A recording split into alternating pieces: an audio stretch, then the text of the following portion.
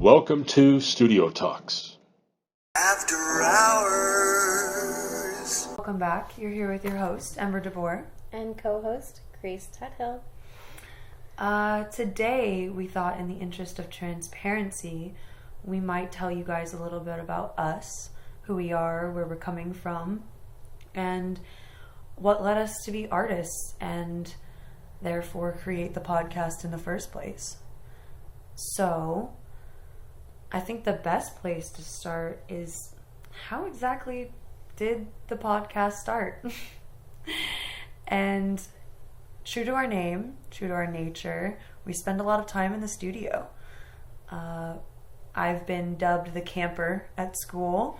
I spend a lot of time in the studio. I practically camp there.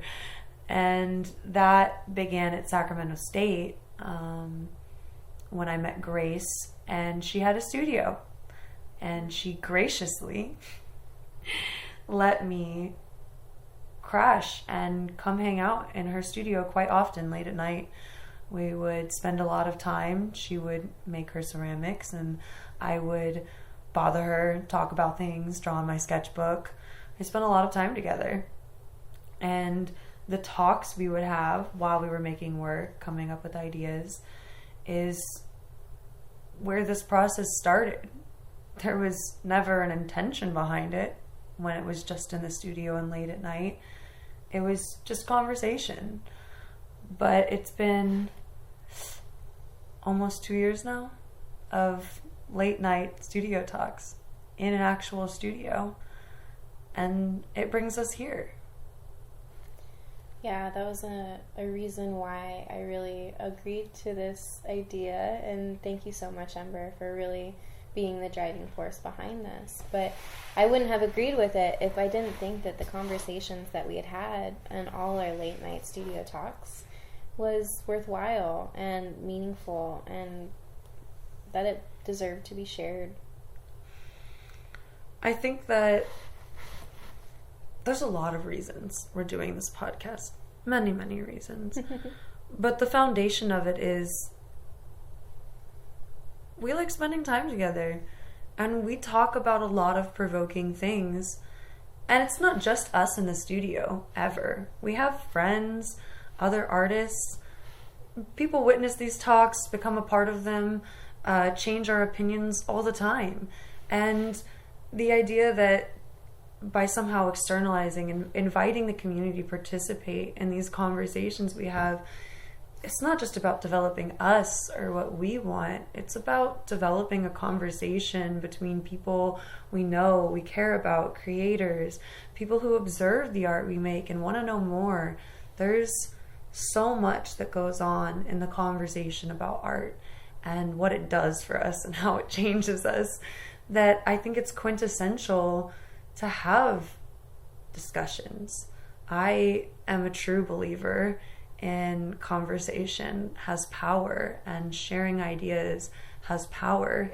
I think that, actually, you bring up a good point, because it was something I was thinking of recently, how, you know, no matter how much I tell someone about the process, they're never going to understand it exactly as I did. You know, they're never going to have the same exact healing experience. Rest in peace. Rest in peace. We wish, yeah, of course. But, you know, they're never going to have the same exact healing process as I'm going to have. So, I can hope that other people will heal from it as well. But I also think that, you know, with that also comes like a level of freedom. It gives people the freedom to heal with your work. It gives people the freedom to, you know, just like with anything, you know, you can resonate with it. It gives you the ability to check in with the art and see those things that you do resonate, recognize something in yourself that you might not have seen before, and it gives you the opportunity to heal something, I feel like. I wanted to pick a method in which I could connect with people. and help people. And so art has been an outlet, not only, and I should say that there was so much personal development that I felt like I had to do before I could even enter into the social work realm, right? I mean, how am I going to teach or show or help other people take care of themselves when I don't know how to do that myself? Constantly working on self, which art lends itself to a lot. Constant and continual growth. You've said that many times, so. Yes, always about self-reflection, and I don't want to say self-improvement, but yeah, I mean, I only don't want to say that because I don't want to criticize myself. You know, we are who we are in any given moment. Growing. Always growing. I talk about catharsis in my work all the time as if this emotional connection to artwork can provide emotional relief. But I never actually connected it to the idea of healing. So I wanted to talk to you about that today and your kind of dynamic view. You convinced me. It's not often that I have a debate with someone over something like that, or you made a new connection for me between the idea that we can make art and it can be healing. Yes. I think that's really beautiful. 100%. I need that for my work. Yeah. Absolutely. Well, how often does the healer get to heal themselves? You know what I'm saying? Like, that's always just like one of that to me is what art is. My only summation was that doing art for 12 hours every day, all day, and constantly looking for light and line and beauty and depth and color and form, it genuinely changed how I looked at things, and I was hooked. And also, very important to mention about Grace, she is a wood fire ceramic artist. That's what she specializes in. She does other things too. Atmospheric firings, like salt firings as well. Yeah. And those two things are what you use to finish a lot of your work, right? Yes, so there is so much meaning in both. And thank you so much for describing my work that way. Wow, holy smokes. Podcast goes, it'll just accumulate, and every artist will put something on it. And I've had this door, actually, funny enough, this door was given to me by the first person I ever met in Sacramento.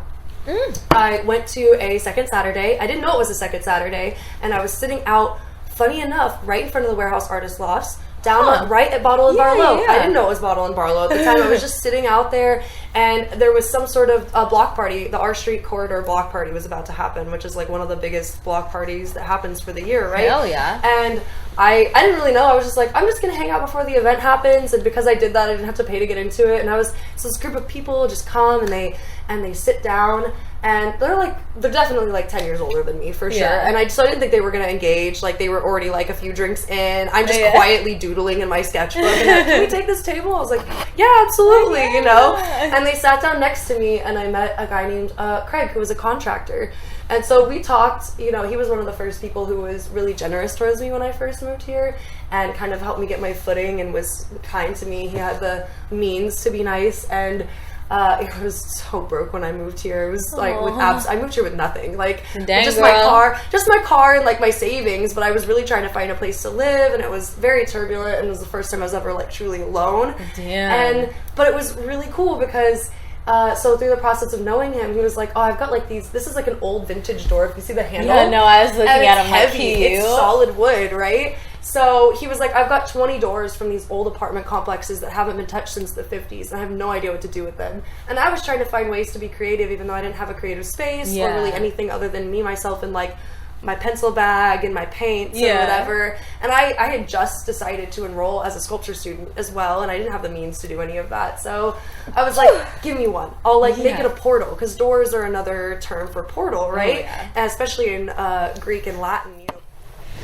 As a final thank you and expression of gratitude for being here today, I wanted to give special thanks to Impact, Individuals Motivating Progress Across Community Together, a special club recently started at Sacramento State with the mayor, otherwise known as Genesis, and Brianna, and quite a few other lovely individuals. I wish I could name them all. There's quite a few of us, but we're a collective in Sacramento who's trying to generate more community and generate more positive experiences with art and create dynamic community interactions by helping each other, reaching goals.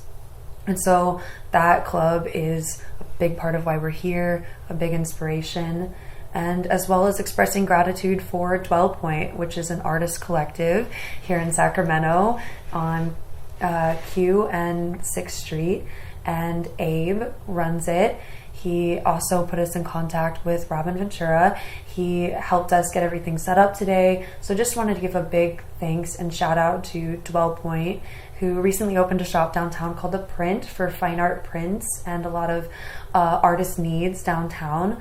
So just to be involved with people who are creating stores, creating opportunities for local artists, and giving us this platform and this space to make this content and share ideas with you is inexplicably cool, and just really stoked. No, just stoked to have this experience. So thank you to 12 Point, thank you to Impact, thank you to our professors, thank you to our teachers, to Sacramento State for giving us the culminative experience to bring this all together and end up here.